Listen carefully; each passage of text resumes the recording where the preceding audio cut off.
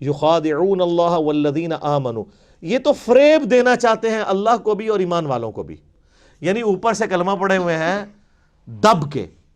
یہ اسپیسیفکلی یہودی علماء اور ان کے فالورز کے بارے میں تھا، اسلام کے روب کی وجہ سے دب گئے. آپ کو پتہ ہے نا، اوس اور خزرج یہ دو قبیلے تھے مشرکین عرب کے مدینہ شریف میں جو آباد تھے، اور دونوں کے سردار مسلمان ہو گئے تھے.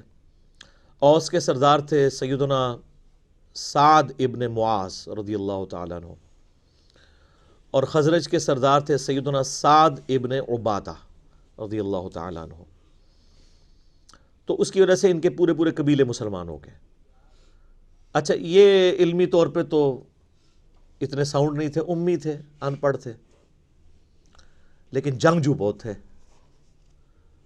اور دوسری طرف یہودی بزدل تھے لیکن علم والے تھے. ان کی آپس میں اسلام سے پہلے جنگیں ہوتی تھیں. جب کبھی اوس اور خزرج سے یہ مار کھاتے تھے کیونکہ وہ تو جنگجو لوگ تھے، تو یہودی کہتے تھے اب تو تم ہمیں مارتے ہو، لیکن جب وہ آخری پیغمبر آئیں گے نا ان کے ساتھ مل کے، یہ بھی ذکر آ جائے گا سورۃ الانعام میں، اسی سورہ البقرہ میں 89 نمبر آیت میں، تو جب وہ پیغمبر آئیں گے نا تو پھر ہم ان کے ساتھ مل کے جہاد کریں گے، پھر ہم پوری دنیا کے اوپر اللہ کا ڈنکا بجائیں گے. آج تو تم مشرکین ہم پہ غالب آتے ہو نا، لیکن ایک دن آئے گا کہ ہم تم پہ غلبہ پائیں گے. یہ وہ دھمکی یہودی لگایا کرتے تھے اوس اور خزرج کو. لیکن اللہ کا کرنا دیکھے سر، جب وہ آخری پیغمبر آئے تو سب سے پہلے کفر کیا انہی یہودیوں نے جو تڑی لگایا کرتے تھے، اور سب سے پہلے ایمان انہی اوس اور خزرج نے قبول کر لیا جن کو وہ تڑی لگایا کرتے تھے. اوس اور خزرج جب حج کے لیے پہنچے نا تو ان میں سے کچھ لوگ نے آبزرو کیا، ان کا یار یہ وہی پیغمبر لگتے ہیں جن کے بارے میں ہمیں تڑی لگائی جاتی تھی. اس سے پہلے کہ یہودی ایمان لے آئیں تم ہی ان پر ایمان لے آؤ. اور اللہ نے انہیں دنیا کا امام بنا دیا، اور وہ وہیں کے وہیں پڑے رہ گئے. اس کا مطلب ہے کہ اگر آپ کے پاس علم بھی ہے، نالج بھی ہے، لیکن آپ ہٹ درم ہے، آپ کے اندر وقت کا پیغمبر بھی آ جائے آپ کو کوئی فائدہ نہیں ہونا. اور اگر آپ چٹے ان پڑھ ہیں، جاہل ہیں، لیکن حق قبول کرنے کا مادہ موجود ہے، تو سر آج بھی آپ کے لیے ہدایت لکھی ہوئی ہے. تو اوس اور خزرج نے اسلام قبول کر لیا، لیکن نبی علیہ السلام کی جو ہجرت مدینہ سے جسٹ پہلے اوس اور خزرج ایک یہودی عبداللہ ابن ابی کے اوپر متفق ہو چکے ہوئے تھے کہ اس کو ہم نے مدینہ کا سردار بنانا ہے. لیکن اللہ کی کرنی ہوئی کہ وہ دو جہاں کا سردار ہجرت کر کے مدینہ شریف آ گیا صلی اللہ علیہ وآلہ وسلم. تو ظاہر ہے وہ پیغمبر بھی تھے، پولیٹیکل لیڈر بھی تھے، اور دینی لیڈر بھی تھے. تو عبداللہ ابن ابی کو کس نے پھر پوچھنا تھا؟ تو اس لیے اس کے دل میں یہ قلق تھا.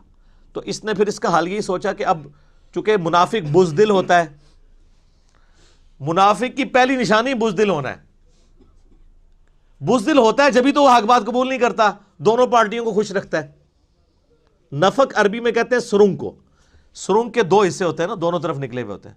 یعنی ادھر جب جائے گا تو کافروں کو خوش کرے گا، اسی تواڈے نال ہاں جی. مسلمانوں کے پاس جائے گا تو مسلمانوں کو خوش کرے گا. کیوں کہ بھائی اگر وہ ایک پارٹی کے ساتھ لگے گا نا تو دوسری پارٹی کے ساتھ جب جنگ ہوگی یا جھگڑا ہوگا تو اس کی بھی لائف سٹیک پہ لگے گی. تو وہ تو ہوتا ہے اپنی لائف بچانے والا، اس لیے پھر منافقت اختیار کر لیتا ہے کہ جس پارٹی کا پلڑا بھاری ہوگا میں اس کے ساتھ اٹیچ ہو جاؤں گا. تو دونوں کے ساتھ اپنی یاریاں لگا کے رکھی ہوتی ہے. جیسے یہاں پہ بھی ہمارے کئی بڑوں نے باہر یاریاں لگائی ہوتی ہیں، جب ادھر پٹتے ہیں تو فوراً جناب ریٹائر ہونے کی دیر ہے تو ٹکٹ کٹا کے باہر، آپ ادھر دیکھتے رہیں. ہاں جب وہ ادھر ہوتے ہیں تو آپ ان کی ماشاءاللہ حب الوطنی کے اوپر تقریریں سن لیں. امت کا جناب لگتا ہے پوری پاکستانی قوم کا درد ان کے دل کے اندر ہے. بعد میں پتہ نہیں کدھر قوم گئی کدھر گئی کوئی چیز، سب کا سب فارغ ہو جاتا ہے.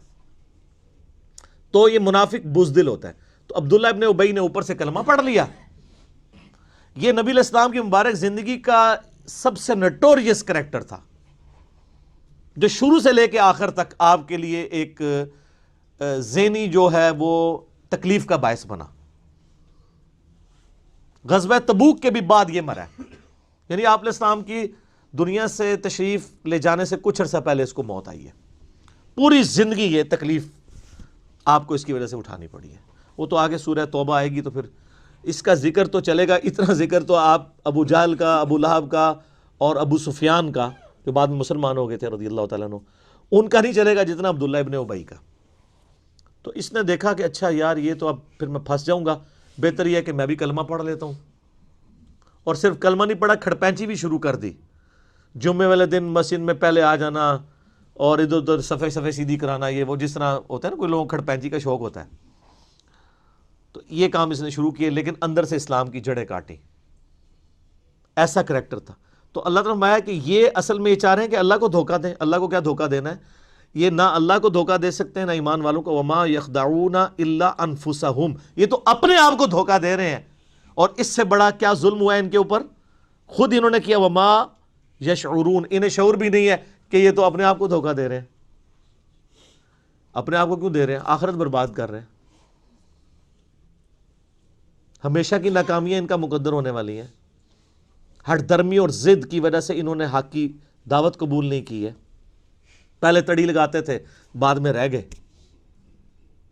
ادھر بھی اس طرح ہی ہوتا ہے نا جناب. آپ دیکھ رہے ہوتے ہیں یہ جب کوئی گستاخانہ کارٹون فلموں کا مسئلہ، کوئی اس طرح کے ایشو اٹھتے ہیں تو آپ کو ماشاءاللہ جو لوگ توڑ پھوڑ کرتے ہوئے سڑکوں کے اوپر گاڑیاں جلاتے ہوئے نظر آتے ہیں نا، پریکٹیکل ان کی لائف یہ ہوتی ہے. ان کو پوچھیں تو ان میں سے کئی لوگ جمعے کی نماز بھی نہیں پڑھتے ہوتے، کیونکہ یہ کام کرنا بہت آسان ہے. اور معذرت کے ساتھ منافقین پھر بھی ان سے بہتر تھے. رکھ رکھاؤ کے لیے نمازیں وہ پڑھتے تھے. صحیح مسلم شریف میں حدیث ہے، عبداللہ ابن مسعود کہتے ہیں کہ نبی علیہ السلام کے مبارک زمانے میں اگر کوئی بیمار آدمی بھی ہوتا اور 2 بندوں کے سہارے وہ مسجد میں آ کے جماعت سے نماز پڑھ سکتا ہوتا تھا تو 2 بندوں سے گھسٹتا ہوا مسجد میں آتا تھا کہ اسے منافق نہ شمار کر لیا جائے کہ یہ نماز گھر پڑھتا ہے. تو منافق بھی ماشاء اللہ تعالیٰ تکبیر اولیٰ کے ساتھ نماز پڑھا کرتے تھے. تو آپ مجھے بتائیں اس زمانے کے منافقین اور آج کے منافقین میں سے پریکٹیکلی ظاہر کے اعتبار سے کون سے بہتر منافق ہیں؟ وہ والے ہی. نبی علیہ السلام کی مبارک داڑھی میں بم دکھایا ان خبیثوں نے اور کارٹون بنائے. کتنے مسلمان نوجوان ہیں جنہوں نے توڑ پھوڑ کی بجائے کہا ہو کہ جی انہوں نے داڑھی میں بم دکھایا، لو جی آج ہم داڑھی کی نیت کرتے ہیں، نال ٹھوس. تو یہ ساری جذباتی ڈاکٹرین ہے. حق بات کے اوپر چلنا یہ بہت مشکل کام ہے. نعرے لگانا بہت آسان ہے. تو اللہ تعالیٰ فرماتا ہے یہ اپنے آپ کو دھوکہ دے رہے ہیں، ان کو شعور بھی نہیں.